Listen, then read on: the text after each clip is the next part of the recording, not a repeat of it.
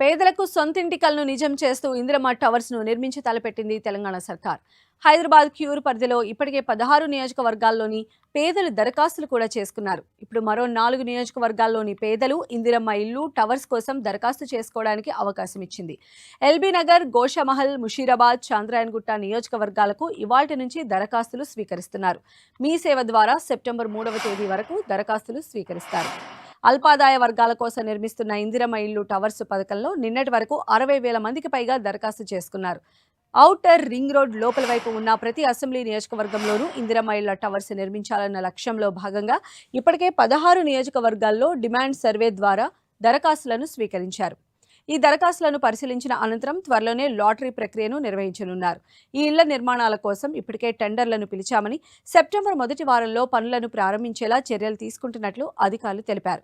16 నియోజకవర్గాల్లో వచ్చిన దరఖాస్తుల సంఖ్య చూస్తే సగటున ఒక్కో ఫ్లాట్కు 8 నుంచి దరఖాస్తులు తీసుకున్నారు.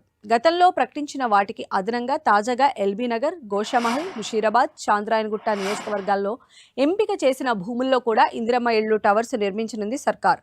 528 చదరపు అడుగుల విస్తీర్ణంలో నిర్మిస్తున్న ఈ టవర్స్ కోసం ఎంతో విలువైన భూములను ప్రభుత్వం పూర్తి ఉచితంగా అందిస్తోంది. ఇది కాకుండా మరో 5 లక్షలను సబ్సిడీగా ఇస్తోంది. ఈ నియోజకవర్గాల్లో నివసించే ప్రజలు అన్ని మీ సేవా కేంద్రాలతో పాటు ఆన్లైన్లో మీ సేవా వెబ్సైట్, మీ సేవా వాట్సాప్ సేవ ద్వారా దరఖాస్తు చేసుకోవచ్చు.